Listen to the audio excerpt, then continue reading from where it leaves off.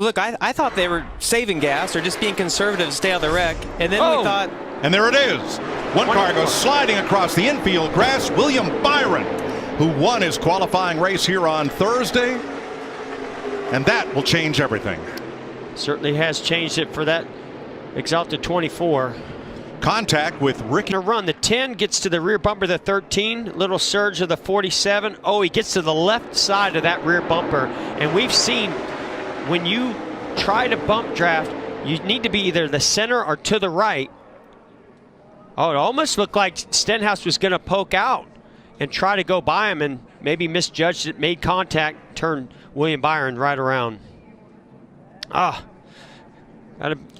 Those guys had so much anticipation after that great duel on Thursday. You could just see as Ricky Stenhouse Jr.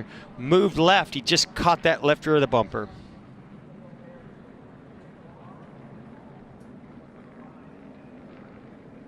Into the safer barrier that now lines the inside of this speedway as well as the outside.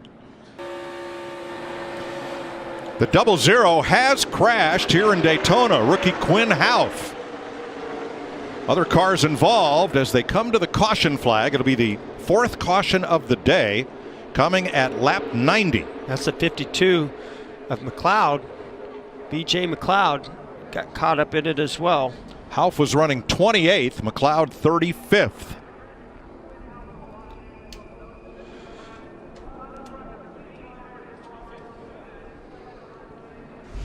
McLeod will pull away. Let's see what happens here. Left of your screen. You can see they're coming up to put him a lap down. Ooh. Oh, it looked to me like, Quinn just came up a little bit more than what the 10 of Almirola was expecting, and they just touched and ended up turning him into the outside lane. That was a close call for our 10 of Eric Almirola also. Now those Fords had dropped to the back to try to stay clear of all this mess. And you see BJ nowhere to go, tries to avoid that wreck, and then he catches the outside wall.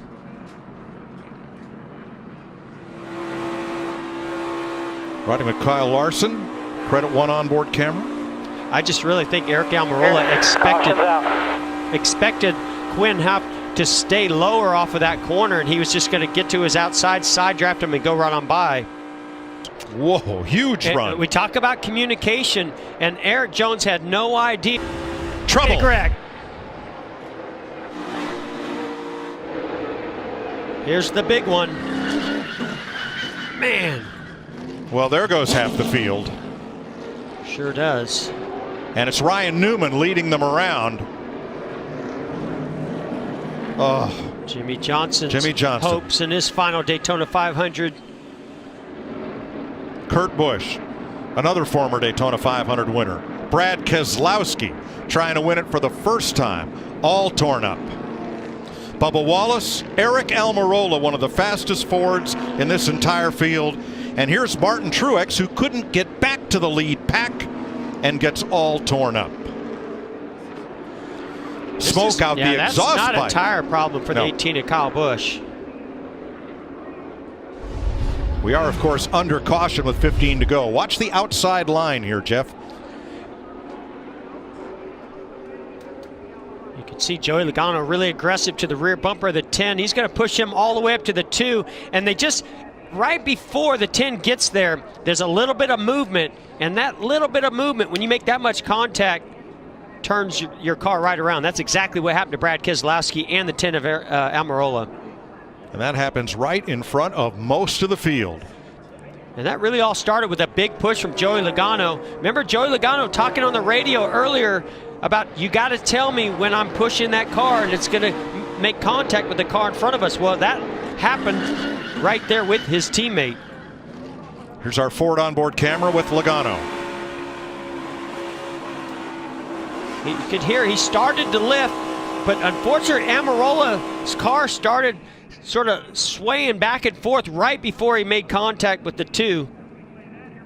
Hooks his bumper, turns him around. Oh, he slammed Alex Bowman. And then it's on. And for the second time in less than a handful of years, Eric Almirola ends up being knocked out of a good chance to win the Daytona 500.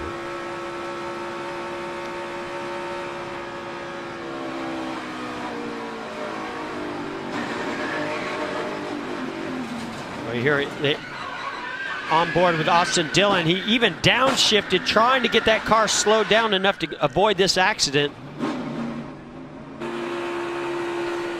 Riding with Jimmy Johnson, our Chevy cam. Oh, just gets slammed. One of the cars loses control. I think that was Mark Truex Jr. Came down, made heavy contact with Jimmy on the right side. 8 to go. Oh! Crash in the back of the field. Eric Two Jones, cars piled up there. And Reed Sorensen. Oh, sorry, Timmy Hill. Timmy Hill, who was 10th after the 20 laps run yesterday, and Reed Sorensen. And caution is out with 8 to go.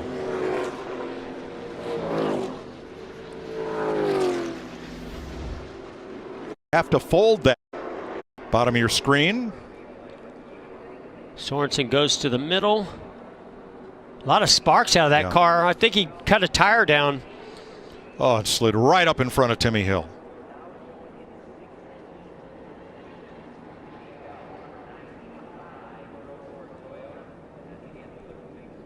Yeah, anytime you see that much, those types of sparks, it basically that tire has gone down and now a car is lower down and riding on something, some steel, maybe the track bar adjuster mount.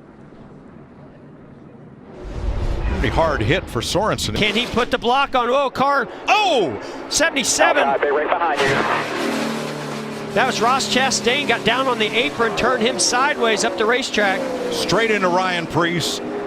Chase Elliott involved. Another multi-car pileup. With 2 to go, we'll go to over. Well, and I knew those cars were going to stall out. You can see right there, Ryan Preece sort of pushes Chastain down onto the apron. As soon as it gets down the apron, he loses control. And heavy, heavy impact to the 22 of Logano from Chastain. Car goes sideways. He tries to correct. You know, those kinds of impacts for Logano, it might not look as big of an impact as what we see some of these other cars because of the damage, but when you get right into the driver's side door and then the passenger side door goes in the wall, those hurt. That almost looks, Jeff, like the right rear went down with all those sparks and the car just took off. I think the car, once he came up on the apron, the car just got a little sideways. He tried to correct and it caught the banking and shot the nose over.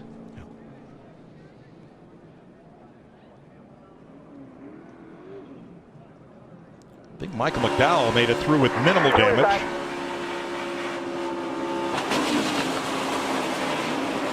Ouch. See Christopher Bell go by with some damage. Let's ride with him and our Toyota cam. Ooh. Flag. Oh, car's got loose.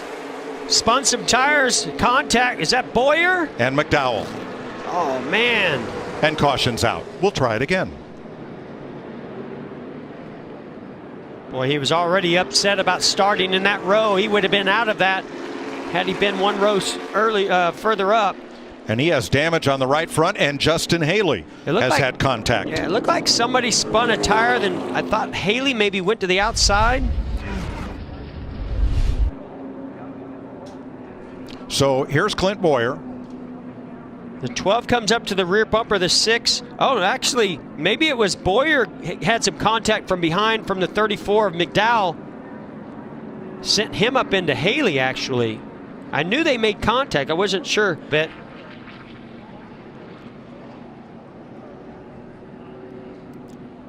Boyer and Haley continue after damage repair. And we listened in on Michael McDowell and company. I'm not sure what he did there, but he was spinning out. I tried to get away from him on the inside there and clobbered me. Well, that's Michael McDowell, you know, basically saying he doesn't feel like he made contact. That's not at all. Ryan Newman off turn 4 for the final time. Blaney to the outside, to the inside. Here comes Hamlin up the outside. Wow. Crash into the wall, into the air. Goes Newman. Upside down. In a shower of sparks on his roof, Ryan Newman comes across the line, 4th. And comes to rest. Scoring unofficial between Hamlin and Blaney as far as who crossed the finish line first.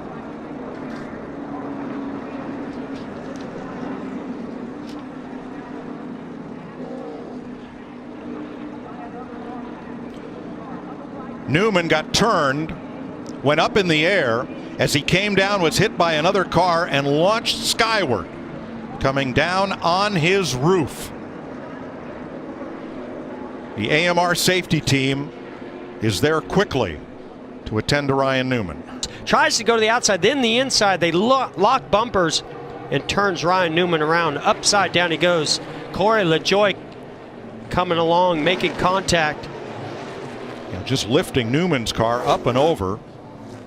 And it comes to rest on its roof. Here is the second closest finish in Daytona 500 history. Denny Hamlin the winner in both of them. This time it is Ryan Blaney finishing second. Blaney tried the top side, tried to get low. Ryan Newman goes around and the car goes to its roof, and here's the onrushing Corey LaJoie picking it up and over.